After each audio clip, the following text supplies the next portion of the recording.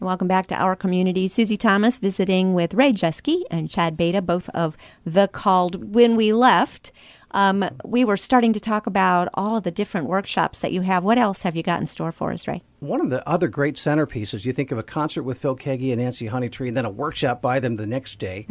Awesome.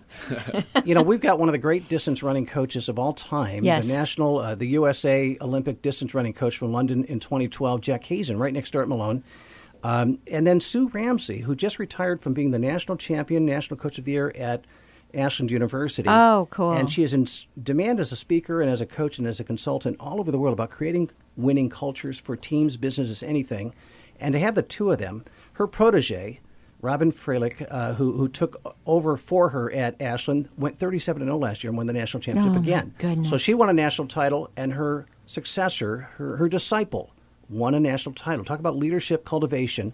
And the two of them putting on a coaches clinic on Saturday morning. So you get a coaches clinic with two world-class coaches who are Christians, deeply committed Christians, whose coaching comes out of their Christian disciple-making mission. And then you get Phil Keaggy and Nancy Honeytree with lunch in between. Now there's a day. That's a day all by itself. And if you can imagine that for $50 for most of our students, that's all they will pay. And they will get 4 days, 3 nights, hotel, food, those workshops, and so many more. Like you said, Christina Hagen, the call to public service, 28 years old, and running for Congress right now. Right. And doing really well. Right. And a 3-term state representative already at 28. And you say, Christina, how'd you get into the dirty game of politics? Because God called me. Yes. It's about calling. Yes. Jack Hazen, why are you not a football coach, which he wanted to do originally, but you're a distance running coach, and you turned out to be way better than you ever, because God called me. Yes. And so all of that. Jim Serace on the Call to the Marketplace, an incredibly successful businessman out of Cleveland who is going to do a workshop. That's been real popular every year, again, because most of the students are business majors. And then so many of the young pictures you see on the flyer are themselves students of the Called, like Chad Beta. Matt Hunter came as a senior from Smithville High School. His life got wrecked in the first worship song, the first night, the first year ever the Called. I can't get rid of him. He's been at my side ever since, and he will have spoken at 3 consecutive The Calls. He's already a speaker. He already travels with me and preaches around the state in churches on Sunday mornings. Donnie Sanchez, was a football player at Massillon, was going to go to Malone possibly on a football scholarship. Jesus called him, just like Chad. He gave it up, and he now, at age 2 years after he first came to The Called, and he walked out of it saying, Ray, that was the greatest thing I've ever done. He is now married to a girl he met there, and they are serving. He is a campus pastor of a prominent church in Columbus right now at 21 years of age. Wow. While he is a student at Ohio State. So the amount of input you're going to get from role models who are your own age as a young person or ahead of you, or even some of us grayheads that might have a little bit of wisdom despite our age out there. It's such a dynamic thing. Kids come up to me every year, Susie, with tears in their eyes. And they say, Ray, I don't want to leave. And they stay in touch with each other. They go back to their respective universities, changing the world. They're going to change the world. Mm-hmm. Who should come, Ray? Because maybe somebody's listening to this and they say, man, I'd love to be there, but I don't feel called to be a leader in anything. Yeah. Who is this for? It's for 18 to 25 by age, young Christians who their hallmark is their passion. That's what we look for. If they are passionate about Jesus, they want to make a difference. They don't have to have a clue of what they think they're supposed to become. How can you know if you're supposed to be a leader if you don't know what? But you cannot stand the thought. What you hate is the notion that I'm just going to go through life routinely. I'm just going to get a job and mail it in and walk through life and live a conventional, simple, good life. I've got to do something more than that. Yeah. God, you didn't create me for that. If that kind of anxiety is within them and a passion for Jesus is within them, they belong at The Called. And that's where they'll start to hear voices with which they resonate, that's what's really in my heart. Oftentimes they've been unwilling to share what's really in their heart because they think something else is expected of them as a life choice. That's why kids, when I talk to them on college campuses all the time, I bring up this thing, they laugh, and then they go, yeah, me too, that they will change their majors 3 and 4 times while they're in college. Oh, absolutely. And they go through life kind of a hit and miss thing. They marry that way, by the way, too. Oh, my. Yeah. And so the marriage seminar is going to speak to that. Yeah. But The Call is to help you clarify calling. But what's in your heart is, I've got to do something great for the Lord. My life has got to be significant. If that's there, you belong at The Called. Mm-hmm. So pretty much I'm thinking anybody ought to check it out. Mm-hmm. Sure. Because we don't know what we don't know. Yeah. You didn't know that you were going to be doing what you're doing right now until, that gets revealed to you as you go. But I've heard God can't steer a parked car. Right. So sometimes you just have to put it in gear and start moving, and then allow him to steer. Just turn the wheel over, and Right. and let him do the steering. Yeah. But it's an exciting life when you do that, huh? Ray, would you have ever seen yourself doing something like this maybe 10, 20 years ago? I don't think so, but I'm so glad it was in God's plan for my Yeah. life. And, it's interesting. I was just reflecting as you were saying that, and my life's another example of it. The things that I ended up in life, I didn't train for. It's just God directed my life. Usually my life changed with a phone call about 3 different key times in my life. And I was off on a whole different thing, and it was God's will, and I wouldn't have changed it for anything. Every single one of the business leaders that we will have had after 4 years in a row who are massively successful, they're multimillionaires, every one of them. Yeah. But they use it all for the kingdom of God. Yes. Everything is about the kingdom of God. Not one of them intended to go into business. They all thought they were called to be pastors and missionaries and things like that. How interesting. One of them was a missionary who now supports missionaries all over the world. Another one thought he was supposed to be a youth pastor, and now he supports at least 38 missions and ministries around the world. And on and on I could go with these guys. It's been remarkable how So none of them would have chosen this, and here they are. But it is what they wanted to do on steroids, because God's always got a better way to do it. Exactly. Look at how they are doing ministry, and they're able to support it financially because God's blessed their business so well. Yeah. We're living in a very unique culture. There seems to be more, as you said, bullying going on, vitriolic language, hate.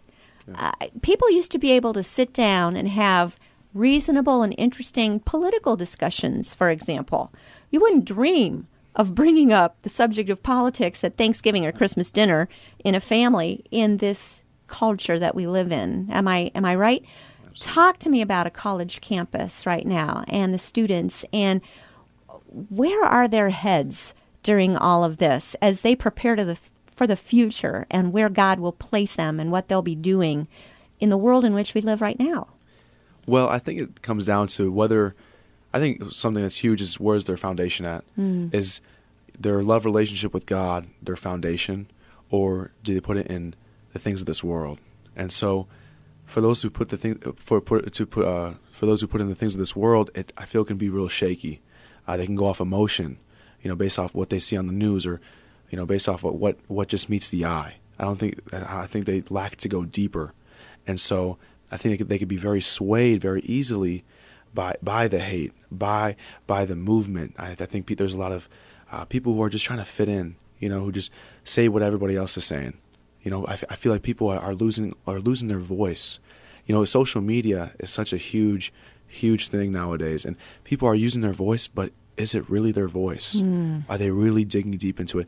And that's why I think with people who are believers, I think God can show them the truth. I mean, it says, those who walk by the light, we know the light. And so, not that we know everything, but I feel God has just given us peace in areas, and knowing that, for example, no matter who our president is, God's in control. That's right. He's on his throne. And that's not an excuse for us to be quiet. Because I think that's where a lot of Christians went wrong. Because we're called to be the salt of the earth. We're called to speak life, to speak truth, to speak love. And so, on a college campus, it is really, really here and there. You never know what you're going to get, especially on a secular campus or at a state college. You really know there's a lot of, liberalism is really, really rising nowadays. The feminist movement, whatever it may be. People want to get their voice out. People want to express their First Amendment rights. But what I do question is if they see everything for what it truly is. So hopefully... you bring up a very interesting point. We recently traveled to Napa to meet up with family. Yeah. And we were a little concerned about flying into Napa because we were seeing all the news reports of Napa pretty much on fire, and it looked like Napa wasn't there anymore. Yeah. When we got there, 5% of Napa had burned, 95% had not. And those 95% businesses were using some of their profits to help the 5% who were destroyed get back into business again. And that's a story you didn't see. And it occurred to me, we see on the news exactly what the news decides to point a camera at and nothing more. Yeah. We kind of live our lives that way as well. We see what we look at. And if we can get, going back to what you first said, if we can get back to looking at and looking for, how can I serve this person? How can I bless this person? Yeah. Wow, wouldn't that be a better world? Oh, yeah. That would be cool. Thank you. You mentioned social media. It can be good. It can be bad. Where do young people stand on it right now? Because it's something that just exploded and took over. Oh, man, it is huge. I feel like that's where most people speak, and I find a lot of people they're easy to talk to people over social media, but they can't have a one-on-one conversation in person. And it's almost desensitizing communication, even though it's expanding communication in reality. I feel like it's almost putting it into a little box, Interesting, into a little phone per se. But there are positives to it for sure. You can reach new communities, for myself, I love using my social media to send peace, love, and positivity. I'll get people who say, "Hey, thank you so much for that post. It really helped me get through my day." But on the other hand, there are people there who are looking at other like celebrities. They're looking at people who look perfect with all the editing, all the filters, and the depression rate is higher than ever. The anorexia rate is higher than ever, I'm sure. I mean, all these things are just, people have no more self-esteem. They feel like they have to use filters just to get a certain amount of likes so they can feel whole. Wow. Right. You are looking at someone's highlight reel, for Absolutely. sure. And it can be like anything, used for good, used for evil. It depends on how you decide to use it. Yeah. Excited about the Called Next Generation Leadership Boot Camp, December 28th through 31st. And Ray, tell us again just the main deets, if you will. Go through and Absolutely. Remind us where and when and how do we go. It's December 28th through 31st this year, in a couple of weeks. TheCalledMovement.com is a website that gives you all this stuff. 4 days and 3 nights, amazing worship, great teachers, food, fun, and I also include, and little sleep. I can't get them to go to sleep, Susie. Little sleep. Yeah. And it will be a life-enhancing, if not changing, event for everyone who comes. I can promise you that. Just amazing speakers, performers, all of that.